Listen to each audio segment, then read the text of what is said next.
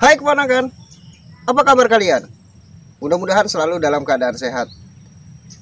Beberapa hari ini saya tidak upload video karena memang saya dalam keadaan sibuk, sesibuk-sibuknya. Yang mana saya memindahkan sebagian planter bag yang ada di bagian depan karena sering tumbang diterpa angin, dan saya pindahkan ke lahan secara langsung atau ditanam secara grounding.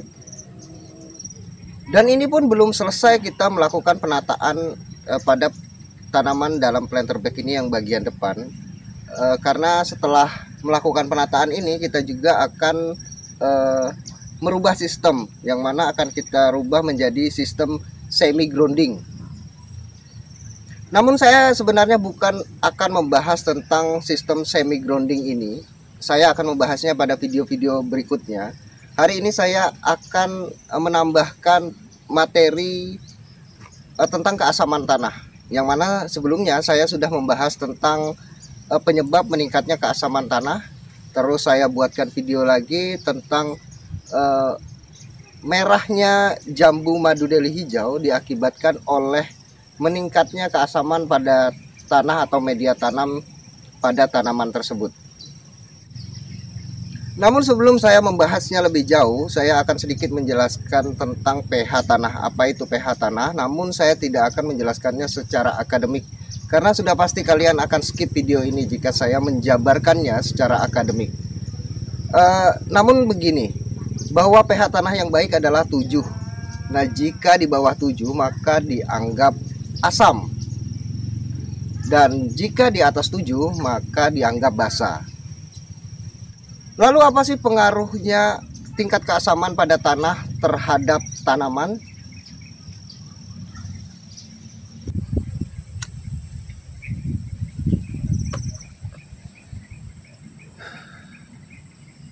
Pada video kali ini saya akan membahas tentang apa pengaruhnya tingkat keasaman pada tanah terhadap tanaman.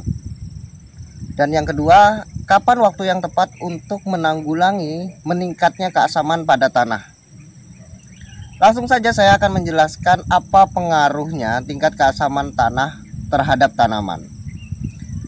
Jika tanaman dalam masa vegetatif, kemudian terjadi meningkatnya keasaman pada areal sekitar tanaman tersebut ditanam, maka kemungkinan besar tanaman tersebut akan lambat dalam pertumbuhan, bahkan bisa berhenti dalam masa pertumbuhan. Karena meningkatnya keasaman tanah dalam ataupun pada derajat keasaman tertentu dapat mengakibatkan akar membusuk, lambat laun, terus membusuk, dan bahkan fatalnya mengakibatkan kematian pada tanaman.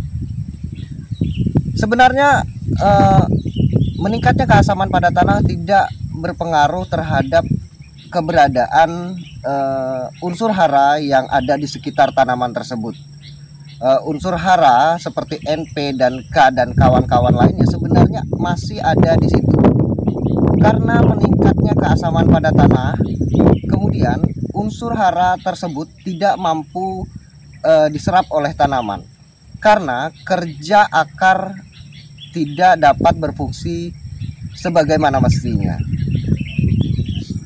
Lalu yang kedua, apa pengaruh meningkatnya keasaman pada tanah terhadap tanaman di masa generatif?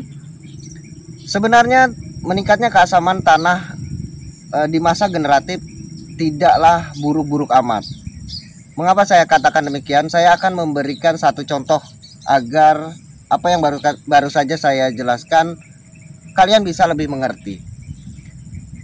Misalkan kita menanam tanaman tersebut ataupun tanaman yang kita tanam di lahan yang memiliki pH tanah 7. Kemudian kita lakukan penanaman dan terus menjaganya, menjaga pH tanah tersebut di masa vegetatif. Lalu tibalah masanya fase generatif tiba.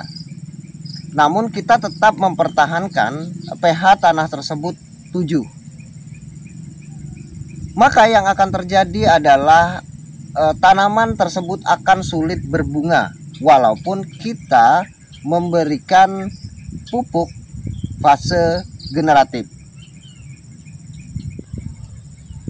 Karena pada tingkat keasaman atau tingkat pH-nya 7, maka kerja akar dapat bekerja secara maksimal, sehingga unsur-unsur hara yang terdapat di sekitar areal tanaman tersebut ditanam dapat diserap dengan maksimal, seperti unsur hara N, P, dan K beserta kawan-kawannya dapat diserap dengan baik.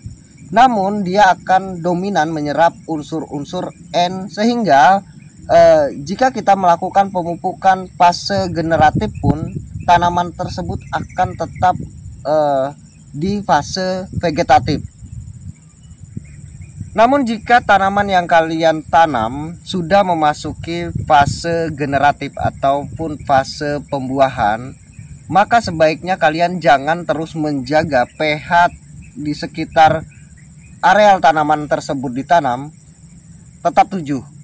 Namun usahakan pH tanahnya kalian turunkan menjadi asam, misalkan 6 ataupun 5,5. Karena dengan demikian kalian menghentikan fase vegetatif, sehingga pada saat kalian memberikan pupuk fase generatif ataupun fase pembuahan, pupuk tersebut dapat diserap dengan baik oleh akar ataupun oleh tanaman tersebut, sehingga masalah-masalah kerontokan bunga ataupun bakal buah itu kita bisa hindari. Lalu yang berikutnya saya akan membahas tentang kapan waktu yang tepat untuk menanggulangi meningkatnya keasaman pada tanah, atau dengan kata lainnya melakukan penaburan kapur dolomit. Sebenarnya waktu yang paling tepat untuk melakukan penanggulangan adalah dengan alat ukur ataupun biasa disebut pH meter. Namun karena waktu sudah hampir gelap, maka pembahasan ini akan saya lanjutkan pada video berikutnya. Terima kasih sudah menyaksikan video saya kali ini. Salam buat keluarga Anda di rumah. Saya Adi Sulaksono. Sampai jumpa.